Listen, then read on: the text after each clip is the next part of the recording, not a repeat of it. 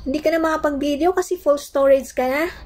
Ituturo ko sa'yo kung paano yung pinakamadaling gawin para mawala yung full storage ng cellphone mo. So, eto guys, kapag gamit nyo yung Huawei phone, meron siyang built-in app na optimizer. So, depende yan guys sa unit nyo na gamit. So, kung kapag Oppo, Realme, OnePlus na devices or yung phone na gamit nyo, hindi siya optimizer ang makikita nyo guys. Ang makikita nyo dyan is phone manager. So, depende to sa unit nyo, sa phone model nyo. So, karamihan phone manager, pero sa Huawei, optimizer siya guys. Yung phone manager ba kapag sa mga magtatanong kung ibang unit yung gamit nyo na wala sa binanggit ko, pwede nyong i-download yung phone manager sa Play Store. So, eto guys, it's Huawei. I-click nyo lang yung optimizer and makikita nyo 95% good. So, meron ditong clean up. Same din to guys sa phone manager. So, clean up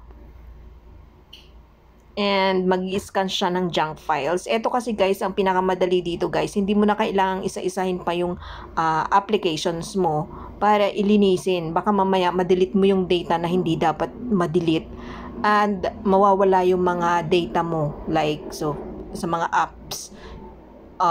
So yun yung iniiwasan natin guys. Kaya tayo gumamit ng application, built-in na naman to sa iba't ibang klase ng phone. So i-click nyo lang yung clean up under junk files. I-click nyo lang yung clean up. Junk files, it means kahit i-delete to guys sa mga files na yan, hindi maapektuhan o hindi mawawala yung mga data na nakastore sa phone nyo. Especially kapag nasa Messenger, syempre gusto mong mabalikan yung message na yung history ng message, hindi mawawala yun guys.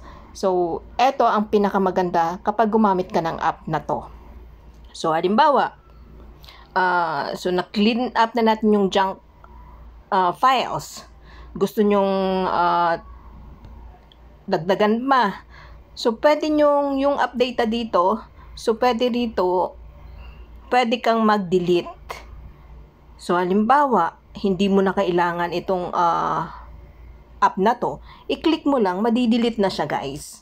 So, ayan, ganun lang kadali. Hindi mo na kailangan isa-isahin pa dun sa phone mo.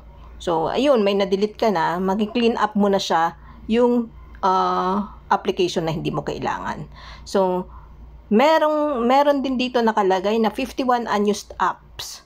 Pwede mong i-click yan, tapos pwede mong isa-isahin na pwede mo nang i-delete isa-isa. So, pwedeng all, kung hindi mo lahat yon ginagamit. So, yan, hindi mo lahat yan nagigamit, pwede mong i-delete all yan. Pero pwede mo rin yan i-select ng pa isa-isa. So, yan guys. Tapos, meron siyang virus scan na din guys.